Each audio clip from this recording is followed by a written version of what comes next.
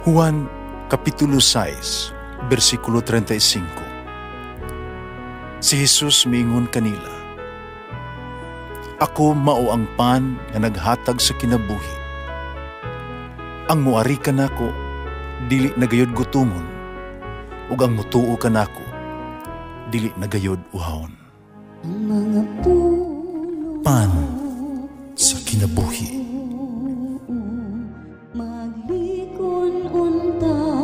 Sa mong pagtuo o gagakakabi sa pagtuman sa imong mahal nga kasuguan. Ang Ginoo manaa kaninyo. Ang Santo sa Ebanghelyo sumala ni San Lucas. Si Jesus miingon siya mga tinun-an, ang kahoy nga walay sakit, dili mamungag walay pulos nga bunga. Niya masakito nga kahoy mamunga og maayong bunga. At sa kakahoy, maila silang bunga.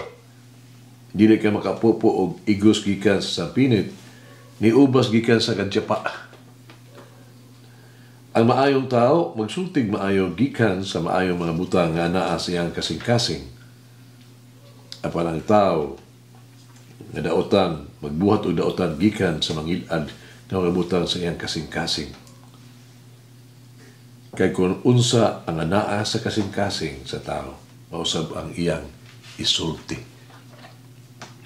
Kano nagtawag man kamo kanako Ginoo, Ginoo, nga dili man kamo magbuhat sa akong gisugo kaninyo. Ang muduol kanako umamati sa akong gisulti, umutuman ni ini. Ipakita ko kaninyo kung unsa siya may sama. Sama siya sa tao nga nagtukod og balay, nagkalot siyang laom o gipahiluna niya ang sukaranan diha sa ibabaw sa bato. Sa dihang mibaha ang suba ang mihasmag di ining balaya, wala kini matayog kay maayo man ang pagkatukod. Apan ang tao na mamati sa akong gisulti o dili mutuman ni ini, misama sa katao nga nagtukod og balay diha sa yuta, nga wala niya butangig sukaranan. Sa dihang mihasmag ni ini ang baha, napukan kinidayon ug hingpit ang pagagunob sa maong balay. Ang Ebanghelyo sa Ginoo. Pasalamati ang Ginoo kay siya maayo, ang iyang gugma mulungtad hangtod sa kahangturan. Pasalamati ang Diyos sa tanang mga Diyos, ang iyang gugma malungtaron. Pasalamati ang Ginoo sa mga Ginoo, ang iyang gugma malungtaron.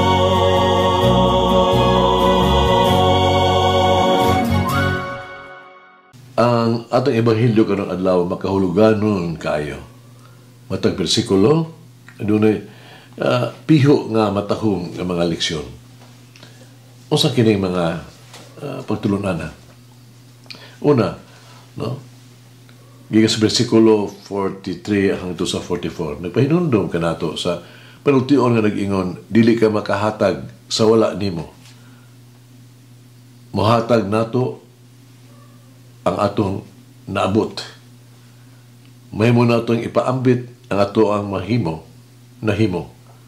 Kung unsa kita, ipadayag sa ato ang mga pulong o mga buhat. Ang maayong tao magsulti og maayong mga pulong, mabuhat o maayong mga buhat. So sama nga, ang sumusunod ni Jesus, kinahanglan sama ni kang Kristo sa ato pa, isulti ang mismo mga pulong ni Jesus. Ipadayon niya ang maayong mga pinag-ingnan ni Jesus. Dili kita makatudlo, mahitungod kang Jesus kung wala nato tuguti si Jesus nga magpuyo sa tuwang kasing-kasing. Hindi nato ikapaambit si Jesus sa uban kung wala nato tuguti si Jesus nga magbag-o ka nato. Ikaduha ang bersikulo 45 na nag-ingon, nagikan sa nagkapuno sa kasing-kasing, ang sulti sa baba. Nagpasabot ang atuang sinultian nagkulagway sa tuang kinaiya. Kung unsa ang gawa sa to ang mga ngabil, mao ang produkto, kung unsa ang anaa sa to ang kasing-kasing. Usa kung si Jesus anaa sa to ang kasing-kasing, makasulti kita mahitungod kaniya. Sayon alang ka nato ang paghigugma o pagsulti bahin sa gugma. Pagpasaylo o pagsulti bahin sa pagpasaylo, pagtabang o pagsulti bahin sa pag-amuma o pagtabang sa uban. Kung si Jesus anaas to ang kasing-kasing nan, kita mahimong mas masinabtunon labaw nga maluluyon.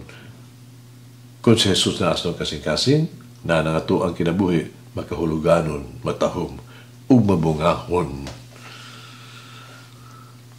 Katulo ang sabingay sa pagtukod sa balay. May nagsulti ka na ito nga kamahinungdanon sa pagpahimutang sa tinuod nga husto nga fundasyon sa kinabuhi. Ug alang ka na ito, ang hustong fundasyon sa itong kinabuhi wala lain kundi si Kristo mismo.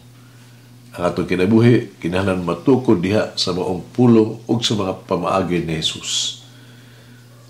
Dili lamang nato madungog ang mga pulong ni Jesus, kundi kinahanglan nato yung buhaton kini. Di lamang nato hibaluan ang bumuton ni Jesus, kundi kinahanglan natong hubaron kini ngadto sa buhat. Kinahanglan natong sundon ang iya mga pulong o ang iya mga pamaagi. Sa ingon si Jesus, ingon nga itong fundasyon, walay usa nga mahimong batok kanato, walay makapildi kanato, walay makaguba kanato. Kung nato ang kinabuhi matukod diha kang Jesus, na dili kita matarong, dili kita mapakyas, mubarog kita pisan kun ang mga unos sa kinabuhi mo hampak kanato. Doon sa Gilanon, may sa kainahan nga miadto sa papangita niduaw ni Mahatma Gandhi. Ibaktas ko niya ang kapin ka 40 kilometros aron mukonsulta siya bahin sa iyang anak. Nga hilig ka iyang anak sa mga tsokolate ba? Gusto niya nga hatagan og tambag ni Mahatma Gandhi ang iyang anak. Ano muhulong na kini pagkaon og mga chocolate. Giyangyo siya, Mahatma Gandhi, ang gina siya balik pagkuman sa tulog ka semana. Kumas tulog ka semana, mibalik siya ang inahan. Kuman siyang anak na, gitawag ni Mahatma Gandhi ang bata, ipahigda sa iyang paa, o giingnan, palihog, ayaw nagkaon og chocolates. Dili ka na maayos imong hipon. Nasurpresa ang inahan. Yan ang ihano o simple kayo nga tambag, no? Nga ayaw magkaog tsokolate. Reklamo siya kang Mahatma Gandhi. Niya itong tambag ba? Wasa ba kontento? Ano nga wala man mo kami isultihin niya na dayon. Pero anhin na mo. May muunta ni mong luwason kami sa paglakaw sulod sa 40 kilometros. Si Mahatma Gandhi mitubag. Di na ako ka na mahimo. Kani ato tungod kay ako mismo naadi ko sa tsokolate. Kinahanglan ako tulog yung kasimana aron ako ang mawala sa ang maong bisyo. Mga iso na hagit sa buhay. Unsa man ako ang labing ipalabihan, ipabilhan sa akong kinabuhi. Unsa na sa akong kinabuhi, ako ipasigarbo o ihatag sa Dios. Magampo kita. Among minahal, Ginoong Hesus, among manuluwas, o mo nga Dios, mapaubsanon ko mag-ampo, nga unta, ako mabuhat ang ako ang giwali. Or ako makahatag